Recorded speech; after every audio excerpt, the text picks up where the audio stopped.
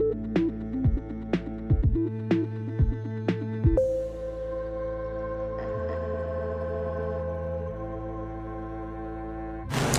guys, welcome back to releasethecraftin. Priscilla here for the final day of the Season of the Witch Challenge. That's hashtag rtcseason if you want to follow along.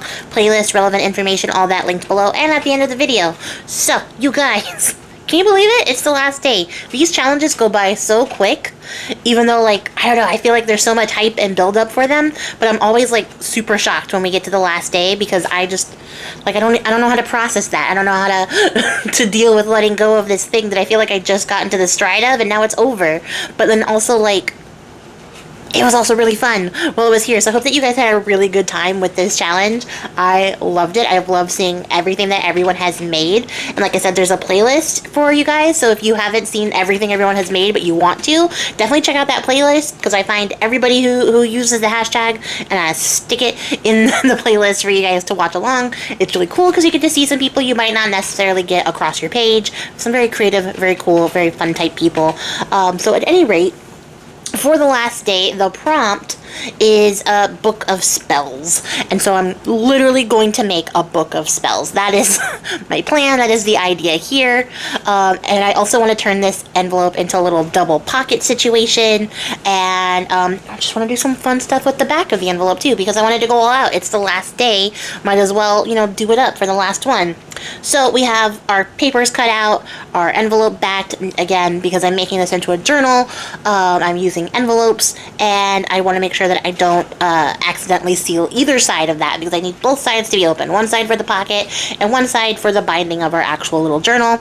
And then I have this, like, half moon, half circle die situation that's literally supposed to be like a film reel type thing, but I don't punch out the other part. I just punched out the shape because I really like the shape. It's a nice rounded and, like I said, moon type shape, and it's going to go well with my overall plan here. And then I'm backing it so it can be journaled on when you open it up on the inside. And I want to make this like a moving little interactive part, so it's going to fold open on the back of the envelope.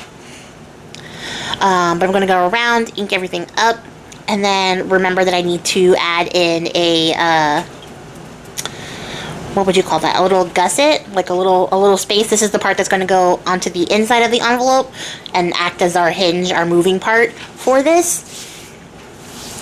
So as you can see, that's why I had to cut the whole envelope open in the first place, was so that I could get this stuck to the inside of that. So we're going to line that up so that we have a nice little flap here. And then ink things up, trim off whatever excess we need to, so that it looks nice and flush and pretty. And then I'm going to add in a little strip of glue in the middle of the envelope so we can get that double pocket situation going on. And then I decided to start working on the little book. So I have that, like, extra crunchy piece of coffee dyed paper that I went through and added some water so that I could easily crumple it up and get some really nice, like, textured ridges in there. And then I'm going back over with the pad of my vintage photo ink pad to just hit those raised edges only, so that we can get this nice, like, leathery, old, crunchy paper sort of look to it, because this is going to be the outside of our book of spells. And then I have to dry it, which took forever, and I didn't wait for it to dry. I used my heat tool. And then I'm going to start trimming out some papers. These are going to make up the body of our book. This is a folded piece of paper, so I ended up cutting the folded part to the total, like, to the half size, and then cutting out some full sheets. So just a couple of sheets, because I don't want this book to be super extra bulky, but I also don't want it to be lacking substance. And I'm going to cut everything to size so that we can put our little book together. And honestly, guys, cutting this crinkled up, like, leathery paper was very, very hard because I really liked it. And I didn't want it to be very tiny and small, but, like, I couldn't have a big giant book on the front of this. I had other plans, because I want us to be now entering, like, we've passed through our witch's altar space and where she keeps her cauldron, and now we're entering, like, maybe her study where she keeps all of her books and her papers and things like that.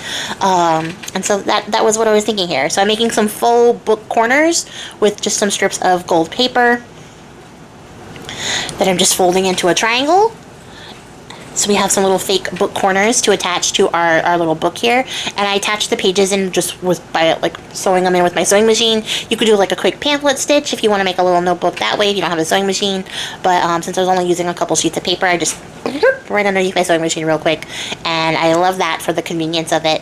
It made it very easy to put together. And then I want to keep the book very simple because everything else on the page is going to be very busy. So I didn't want to make everything be busy. I want the book to stand out in its simplicity. But I am going to stamp in a little book of spells to call back the prompt and also what the book is for. On this little tiny label, it's one of those like Tim Holtz ephemera labels from one of the Halloween packs. And then we just embossed it up so it has a nice little raised edge, because that's the fanciest we're going to get. And then I also didn't want to cover up any of that cool paper texture, because I'm going to end up gluing down one side and it's going to make me very sad. And then I have this ribbon that I ended up stitching together from some dyed seam binding and some of that like weird chiffon type ribbon. I don't know what it's called.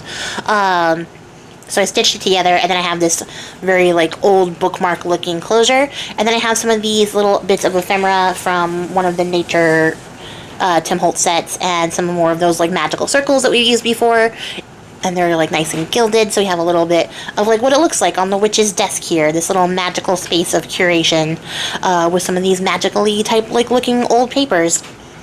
I just want to make sure that I get everything layered in really nicely so that it looks like there's like magic in between all the papers. There's magical things happening on her desk. So we have some of this like old manuscript, some of this like little specimen card for things that she might be taking notes on or studying. And then of course we have our little magical circles, getting in these like solar lunar vibes on all the little stuff here in between. Just going to layer that up really nice, and then we're going to glue our book down, and it makes me very sad to glue down half of that paper, but it comes out really nice. I really loved how this came out. I thought this was really fun. And a really cool way to get across like what's on the little witch's desk. Not that she's a little witch, she's a full-grown woman. But for the sake of argument, the little witch's desk. So coming back to the back side of this, now that we have our front all taken care of, which I really should have finished the back side first before I stuck the book down. I learn from my mistakes. It was very wonky after the fact, but I have this little strip. We're going to make a sliding belly band little closure type thing here to hold our little flap in place so it doesn't just fly around all willy-nilly in our book. And so I had to sort of puzzle out how I wanted to do this, because I didn't want it to be a super big closure piece, so I decided to use this little butterfly cutout, which was also another one of those Tim Holtz ones, and then a little tiny piece of paper to hold the wing, and then I just gilded up the back of it just so it looks a little bit more cohesive with everything else going on here, and not just like a little white sheet of paper, because it was a white sheet of paper formerly. So we have a little pocket here. So this is like a really fun little interactive element that I really liked adding to, and then I wanted to add some more of that gilding paste to our little loop there so that everything looks a little bit more cohesive. And then I have these moon phase stickers that I'm going to add to our little semicircle here, because the moon is magical and witchy, and I also just really wanted a moon phase. So yeah, so we did it. This was a bit fussy because I had to make sure I could get all of the pieces on here, and I did, so hooray for that. There was a little touch and go there for a second there, but you see when we slide the butterfly across, it's going to hold that little loop there, so it's not flying everywhere, and then we're going to make a little tag that goes on the back inside that little tuck spot that we made with the belly band. So I have this really cool picture of this lady, like, looking in the mirror, and I like to think that that's, like, our witch lady, like, looking in the mirror. Maybe it's been a few years since we started this witchy journey with her, and she's sort of, like, being a very introspective type person.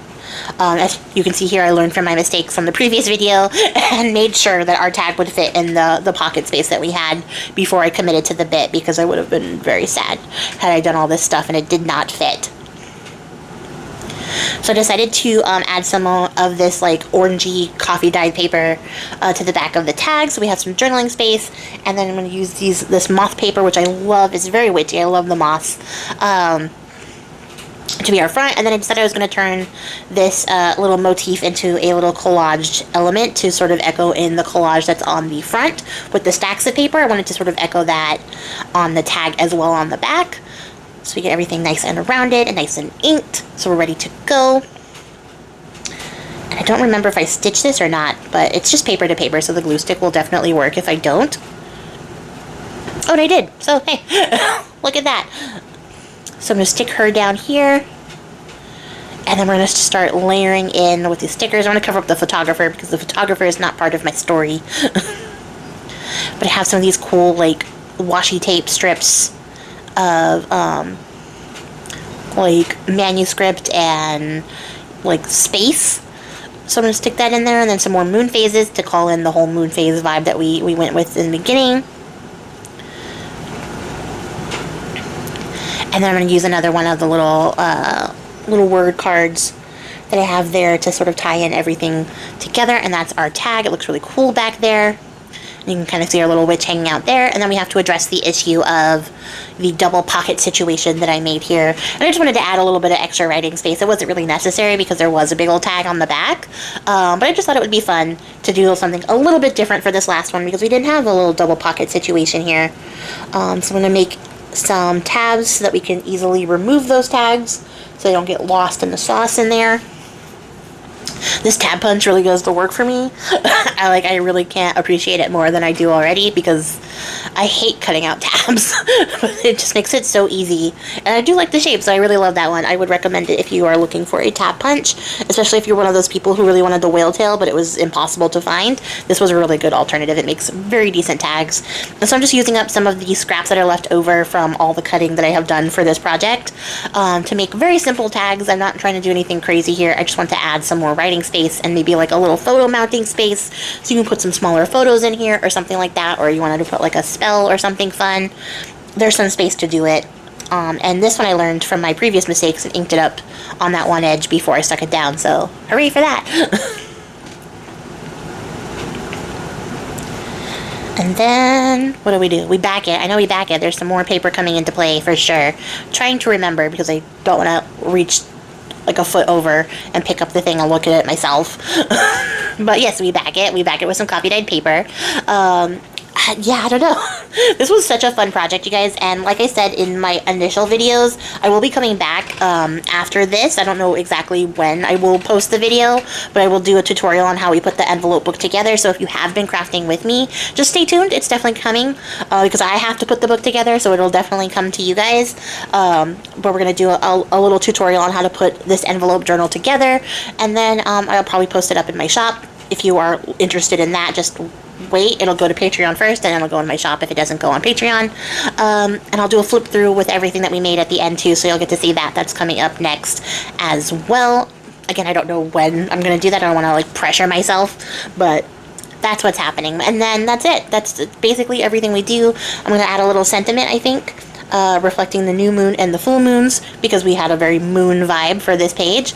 Our supervisor made another appearance, and yeah, that's gonna be it for me, you guys. That's it for me for the Season of the Witch challenge. Definitely stay tuned to see what else we have coming up. Don't forget to check out April. She's gonna be doing Oddtober soon. We're gonna be doing that, and then November after that, and we'll see where the road takes us. But that's gonna be it for me, guys, for now. Until next time, guys, happy crafting. I appreciate your faces so much. Thank you for joining me for this fun challenge ride, for the challenges that we've been doing these last couple months.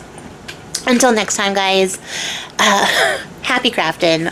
Bye.